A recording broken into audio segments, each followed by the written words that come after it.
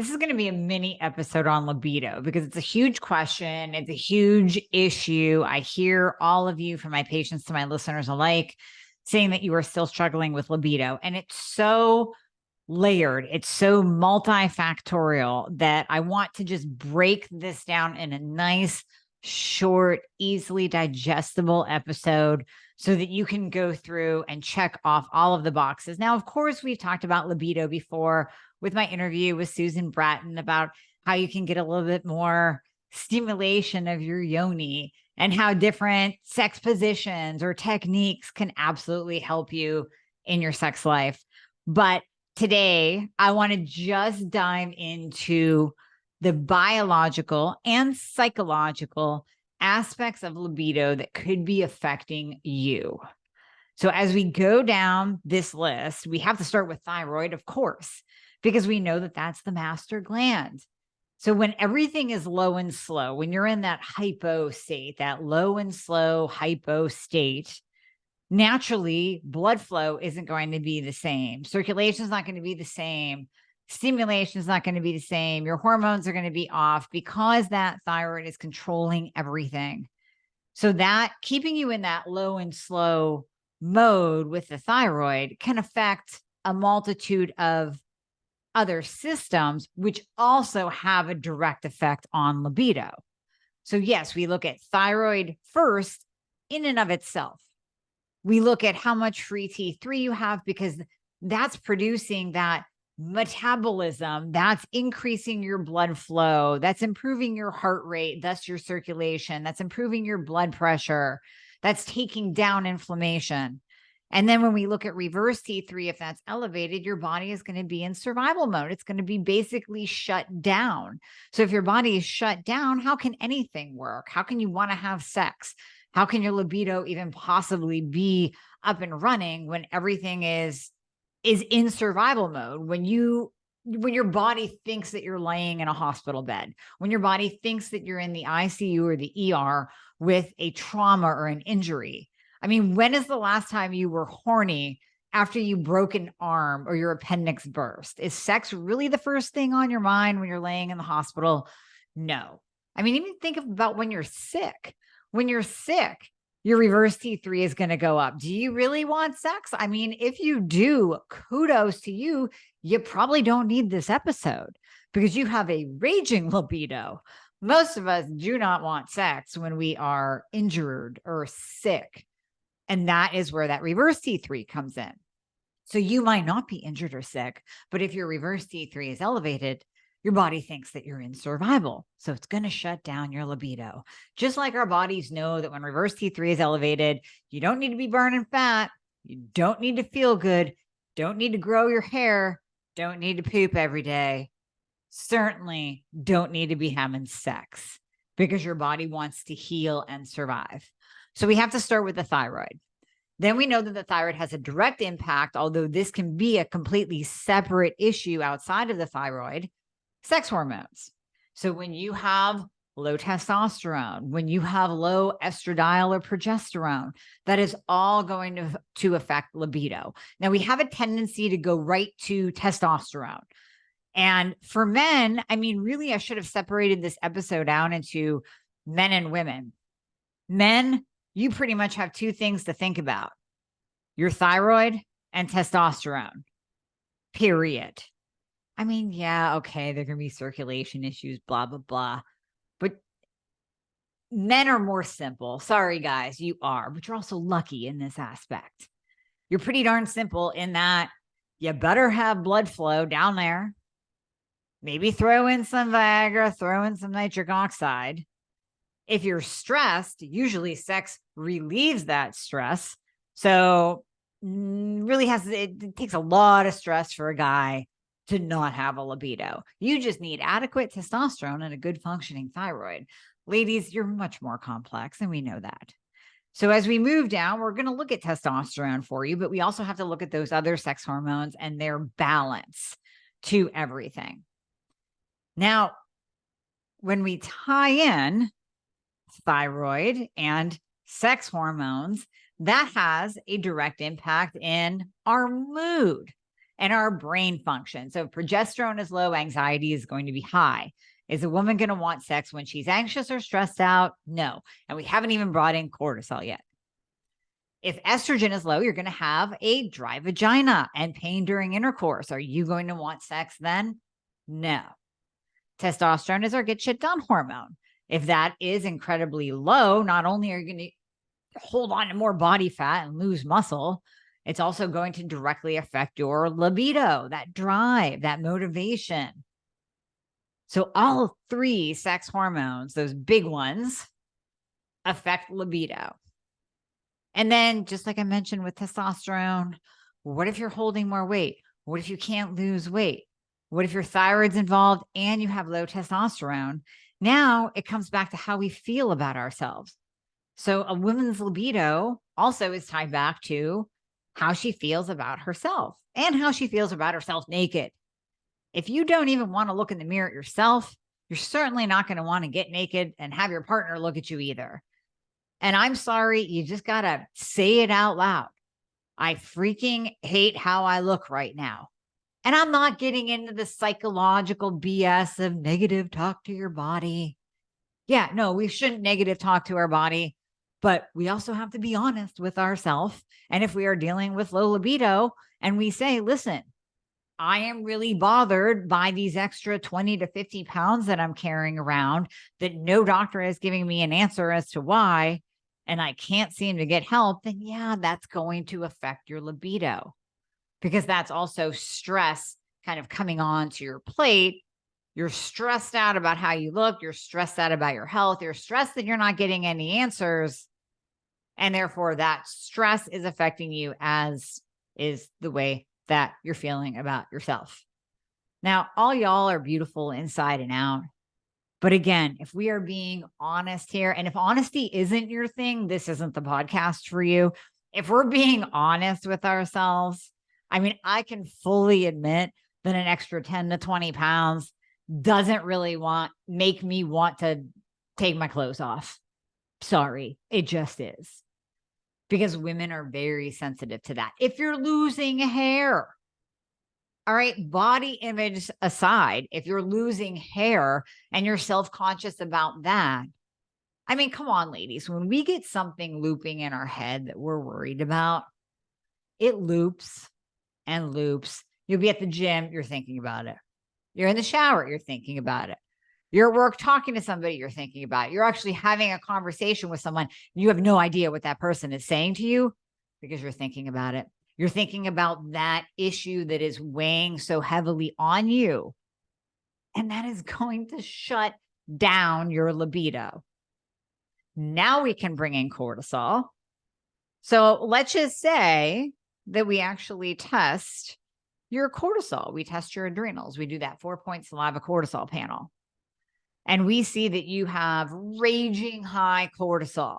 That elevated cortisol is going to increase inflammation. It's going to push up insulin resistance. It's going to cause weight gain. It's going to increase your reverse T3. It's going to shut down your thyroid function. Are you following me?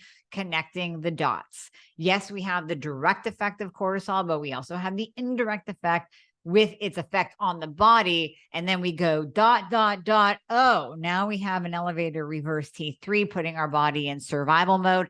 Now our thyroid's not working. The thyroid medication treatment that we're on isn't working. And we're stressed out. That's going to shut down libido 100%. Let's look at the other stressors that can be coming into play. There can be other stressors such as environmental stressors or toxin stressors, which kind of fall under environmental. The crap that you're putting on your body, that toxic burden overload on your body increases cortisol and creates stress on your body. If you have been exposed to mold, if you had to change your life dramatically, when I was talking with Lauren Lax a few weeks ago, she had to move out of her house. And then she was actually living out of Airbnbs because of mold exposure. And then the damn Airbnb had mold.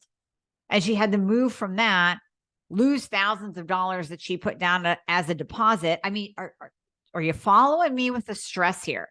And no, Lauren and I did not talk about her libido. I'm using that as an example of how mold or a mold issue can then come back and affect your stress level. And it can be that the mold itself is creating a stressor in your body, creating that inflammation, affecting all the other systems. And it can also be what you had to do to eradicate the mold, spend thousands of dollars on your house, whatever it is to take care of that mold issue can also be another stressor.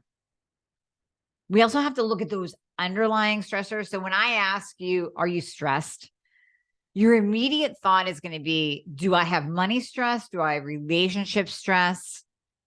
Do I have a situational stressor going on? You go, no, I'm not that stressed. And then we start to dig. Okay, you've been taking care of your sick parents for a long, long, long time.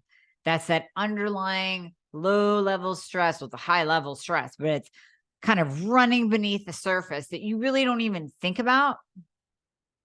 But it's a stressor and it's affecting you day in and day out. Again, your health, just worried about your health. There's that low level stressor just running all the time, affecting you.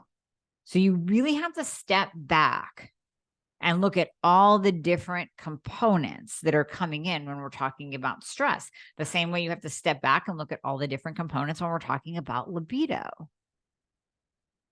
I'll give you an example. Just the other day, I got a message from a patient with her labs. Her testosterone is actually through the roof, probably a little bit too high. We're backing off on it a little bit. 450 for a total for a woman. So we have to dial back her dose. And she says, I still have no libido. She should have a raging libido. She should be like, honey, come on, let's take a visit to the bedroom pretty much every day, if not multiple times a day with that testosterone level. That is why it is not all about testosterone. I can give you a super high testosterone level. That doesn't mean that you're going to have a libido. Now, again, if you're using my hormone fixer, it has Tonkat Ali in it. Tonkat Ali is an actual aphrodisiac. So in addition to improving growth hormone levels and supporting your testosterone levels and helping to reduce sex hormone binding globulin, which will free up more testosterone to be used by your body, Tonkat Ali is an actual aphrodisiac. So yes, we can take things like hormone fixer to increase the aphrodisiac factor. But again, even if you're doing that, even if you're taking testosterone, you could have all these other factors coming into play that's affecting your libido. Then we have your relationship itself. Are there past issues? Was there cheating? Was there infidelity? Was there emotional infidelity? Are there problems in the relationship that need to be addressed? That, of course, is going to affect your libido. It's going to have a direct effect because for women, that's kind of always on our mind. Years and years and years later, that's going to be on your mind. Is there an issue within the relationship that needs to be addressed? Are you trying to find intimate time in between running around with kids? That can be a factor, obviously. And it's something that, you can get through and you can figure it out. But is that coming into play when we're talking about your libido in your relationship?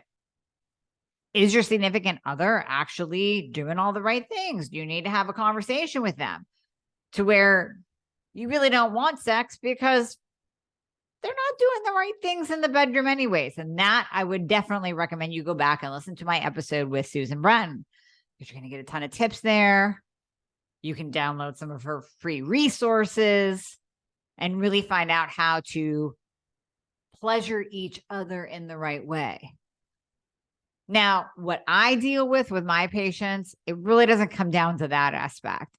It's usually all of the other things that we just talked about, but I'm still throwing that on the table so that you have something to look at and think about. Simple things that can improve circulation. Yes, we have peptides for that. There's a peptide called PT141. It's really it's one of those I've asked quite a few people about, never tried it myself, asked quite a few peptide gurus about, and it's about a 50-50. Some swear by it and some go, it doesn't really work. And it's a pain because it has to be injected prior to you actually wanting to have intercourse. So you got to plan out the timing, and then it's an injectable. So that's why I kind of like Tonkat Ali for what to take to kind of improve libido as an aphrodisiac. But then there's nitric oxide as well. I have not dove into, I know I need to, have not dove into the benefits of NO, nitric oxide, but that can improve circulation. So when we look at Viagra for men, it is improving circulation to the penis. And that's the same thing. It's vasodilator. So same thing that NO does in order to improve blood flow. So ladies, yes, essentially they haven't come up with a Viagra for us yet, but we can take nitric oxide, and that can absolutely help. If it is just a direct stimulation issue, like you are not feeling anything down there at the clitoral level, there are toys for that. And I don't mean your 1980s little vibrator. Yeah, we're going to mark this as explicit in Apple. I don't mean your 1980s little vibrator. I just heard from a patient the other day, unbeknownst to me. Apparently, I haven't been in a sex shop lately. I haven't gone to a sex party since like 2002. But there are little devices, toys that provide suction that can actually increase blood flow to the clitoris. How about that, ladies? Try that out as well. Because here's the bottom line. And no, this isn't a sex episode, but I'm giving you all the tools. No pun intended. We need to figure this out. In past episodes, I've also said, just participate as well. Now, I understand that if there are relational issues, you don't want to participate. If there's pain during intercourse, you don't want to participate. You really should be looking at your estradiol levels and getting that fixed first. But sometimes when we just don't feel like it and we jump in and participate, sometimes things get going. But we're going to leave that as a last resort. Let's check off all of the other boxes that I just talked about today, biological and psychological. Let's do all of that first. And if you do all of that and you still come back and you tell me it ain't there, it's just not happening, then I'm going to say, let's try the participation aspect. Let's just jump in. Well, you, not let's. You just jump in and participate and see if anything happens. Because if anything, maybe feelings and thoughts will come up where you go, I am participating and I need a husbandectomy. Now, I'm not advocating for divorce. I'm just being real, right? We've all been there with mega issues in our relationships. And sometimes you're like, just stop. If you've done all the things and you don't need a husbandectomy or a significant other ectomy,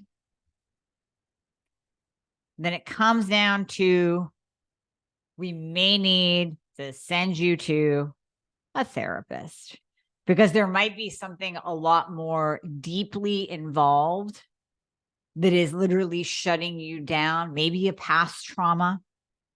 I will be talking to Dr. Amy Apigian here soon on how trauma affects the body and the hormones and the thyroid. There might be a past trauma that you need to dig into. And I'm not making light of that at all. It is real. It is absolutely real. Anyone that has gone through a sexual trauma, especially, or even an emotional trauma, that can shut you down inside. And that's another layer. Again, we can check off all the biological. We can check off the physical. We can check off the stress as much as we possibly can. You have to take the reins and recognize if this is something a little bit deeper or a lot deeper that you need to address. That is my episode on libido. breaking it down, simplified terms, nice and short. Check those boxes. And here is to you having a very good and active sex life. Well in to your 70s and 80s, by the way. Hormones, hormone balance, good sex life. Check all the boxes.